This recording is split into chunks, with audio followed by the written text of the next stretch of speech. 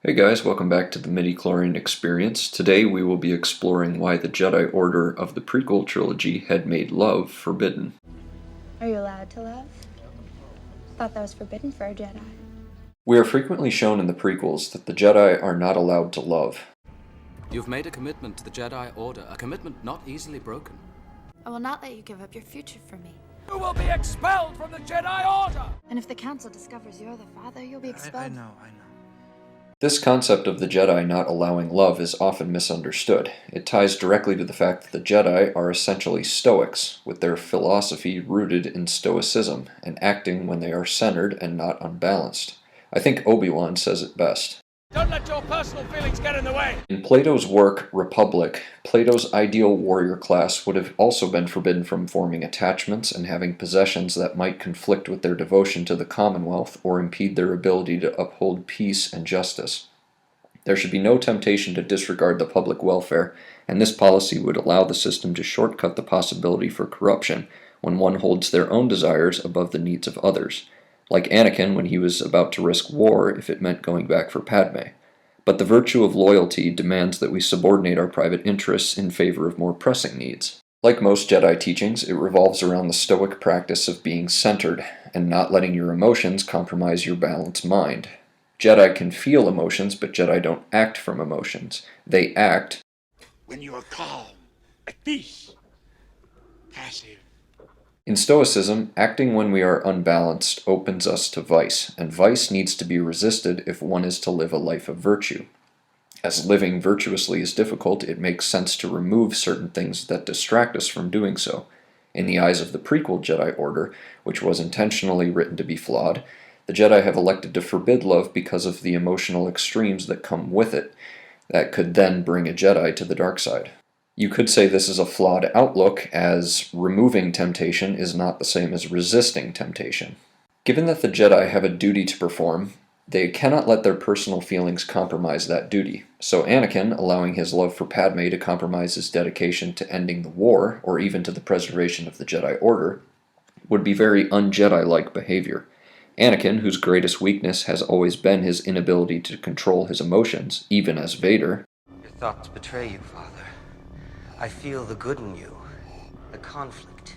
He also had a great love for his mother, who was his only source of love growing up as a child. When she died, it created a change in his personality and left a scar on him. I will be the most powerful Jedi ever.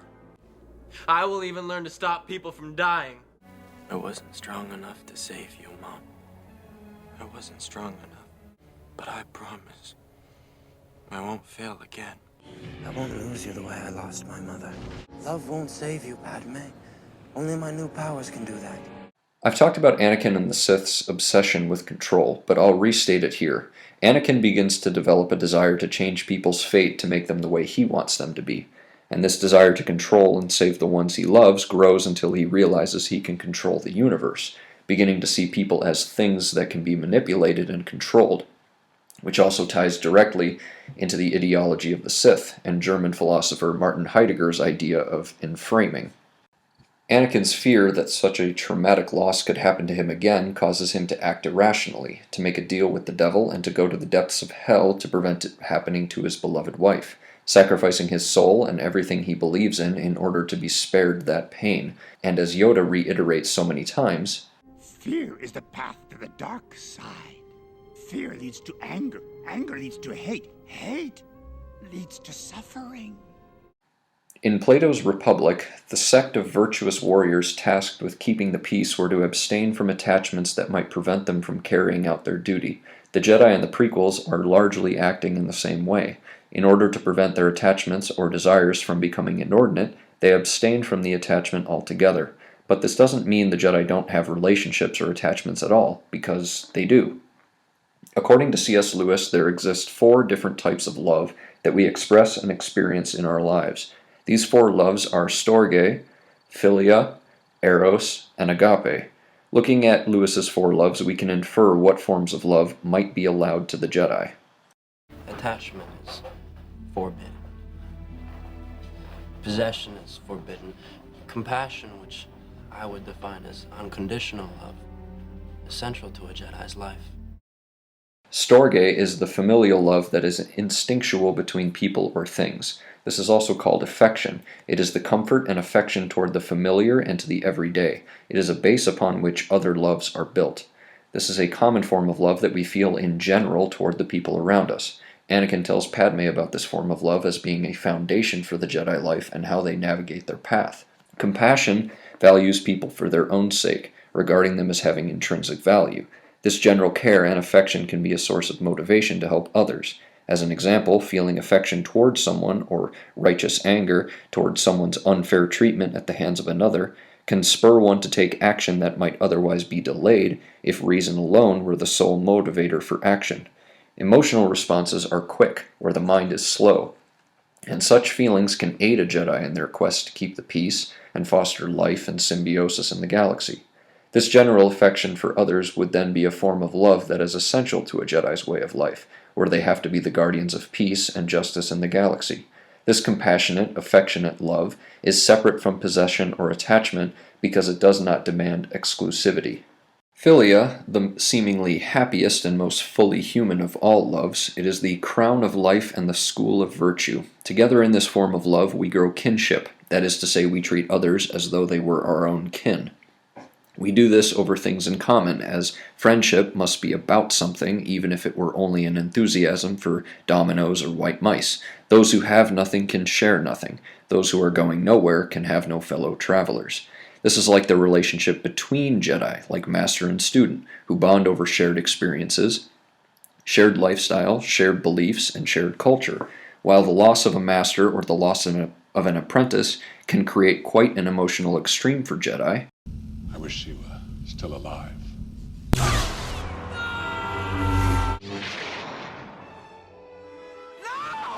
This form of love is seen as a necessary component of the Jedi Order, as there must be teachers to teach the next generation, and being a Jedi requires training and instruction, as being Force-sensitive alone doesn't make one a Jedi. Jedi refers to a specific culture, a set of beliefs and practices, much like samurai. And as this worldview requires training, and thus requires a teacher to teach it, there naturally arises a personal relationship between the master and student. Eros, the state of being in love, or rather the state in which lovers are in, this does not necessitate love-making, nor does love-making necessitate Eros itself. This is a romantic love that goes deeper and is more personal than storge or affection. It is love, not the desire for love-making, the wanting of one person rather than a person. To elevate the importance of the physical relationship above the personal relationship that it creates is to pursue selfish hedonistic desire, and is the death of Eros itself. Eros is to desire the person rather than the pleasure the person provides. Anakin felt this kind of love toward Padme, and vice versa, but in the end of their time together he would have lost his Eros, as he was so afraid of losing her that he was willing to do anything to keep her, even to go against Padme's values as a person, betraying their shared ideals to greedily spare himself the pain of loss, turning her instead into a thing to be desired and kept, rather than valuing her in her own right. You will not take her from me! This change in Anakin's mindset coincides with his dive into the Sith Order and his eventual enframing into the mechanical Darth Vader. The danger of this romantic love is to follow it blindly in passion, and as such is why the prequel Jedi do not allow it. This kind of love breeds an attachment that the prequel Jedi frown upon. Eros is the one that is most likely to create emotional extremes that can pull one toward the dark side, tipping the Jedi off their stoic center. This love is an attachment, and so our fear of losing this attachment can lead one into doing things to maintain that attachment and impede a Jedi's service to the Commonwealth. Agape, this is called God's love, and herein lies the human potential for redemption and salvation. This love is unconditional and selfless, even capable of resulting in self-sacrifice. Lewis thought of this love as a uniquely Christian love that necessitates the subordination of the other three loves. He saw the natural loves as not being self-sufficient compared to the love of God, who is full of this selfless, unconditional love. This is the unconditional love the other three seek to become, while also serving as a rival to all three. This love is selfless and treats people as ends in themselves. Perhaps this is the love that Jedi aspire to the most, as like Storge and Philia there is no attachment or possession. Being that this love is a near-divine, deep, and selfless love, it is most likely the love the Jedi are trying to embody. This divine compassion is what allows Luke to open the door for Vader to forgive himself and ultimately return to being Anakin Skywalker once more. Luke, in essence, proves himself to be a true Jedi who fights evil, but does so motivated by compassion and forgiveness. Based on the four loves, it seems to really only be Eros that is cause for concern for the Jedi of the prequels, fearing the risk associated with such an attachment-based love. Love is not a safe investment, as to love at all is to be vulnerable. To be sure of keeping your heart intact would require you to give it to no one, not even an animal like a pet. For with attachment comes emotional highs and lows, of success and disappointments, of love and anger, of building and destroying. To lose that thing we hold dear is to suffer a loss that causes us grief, and this grief tips us out of balance and forces us into an emotional extreme. And so the prequel Jedi, being aware of this, sought to minimize their attachments to prevent suffering a loss that might emotionally compromise them, and would thus pull them toward the dark side. And not just loss itself, but the fear of loss can be a path to the dark side. We see this with Anakin, who is willing to let go of everything to prevent the death of his wife. Just help me save Padme's life. I can't live without her. But this is not a wise strategy either, minimizing our emotional attachments to avoid the tragedy of loss, or even to avoid the fear of such a loss. C.S. Lewis points out that keeping our hearts to ourselves will make them unbreakable, impenetrable, irredeemable, with the alternative to the risk of tragedy being damnation. Isolating yourself without the joy of human attachment and relationships, then, is not a positive choice either, and can actually lead to even darker outcomes. And this connects to how the Jedi in the Prequel Trilogy were intentionally written to be flawed. Having stood for over 1,000 years by the time of Episode 1 and living in peace, they have reached the height of their decadence, and they have intertwined themselves with the Republic and put her politics and the rules of their order before their superordinate principle of serving the Force. Their inordinate fear of the dark side brings them to disavow attachment because of its potential to become inordinate and bring them to the dark side. It is not healthy to disregard love or to go into relationships with such a fear-based mindset. If applied to other walks of life, we would see it as an unhealthy coping strategy, much like saying, I can't have a partner because they might break up with me. I can't start a business because I might go broke. I can't state my opinion because people will mock me. But in Stoic practice, we should seek to understand those fears and acknowledge them without letting them override or control our decision-making. The prequel Jedi approach Eros from a worst-case scenario mindset, rather than the potential it holds for self-improvement. This is the Jedi Order at the height of their decadence. They've lived in peace for 1,000 years and have grown complacent. With the dark side in hiding, they have lost their purpose. The Republic they serve is corrupt, and they are too involved for their own good. One cannot dispute the very literal imagery of the Jedi Council residing in an ivory tower looking down on everything, while they themselves are blind to the rise of the dark side and the corruption of the Republic. They are not tending to the things they should be.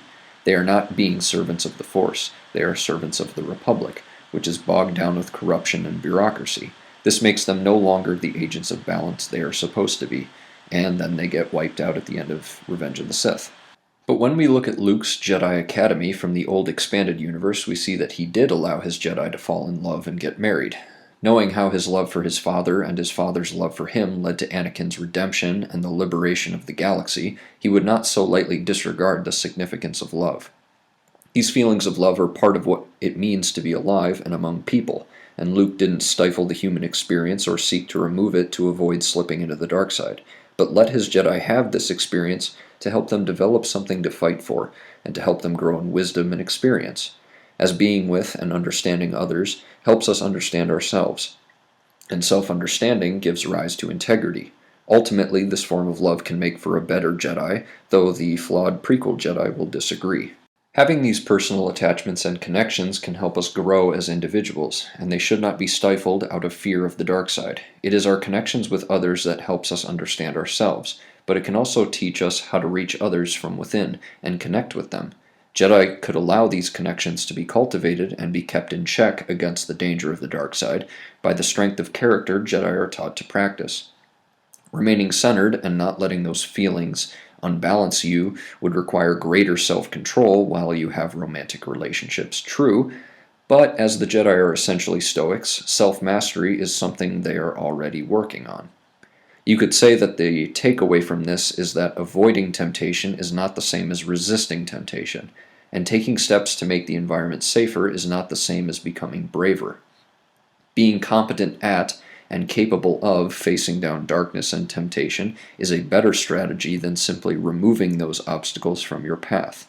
Follow the Stoic practices of the Jedi in your own life and learn to live life while voluntarily accepting the dangers and tragedy that comes with it.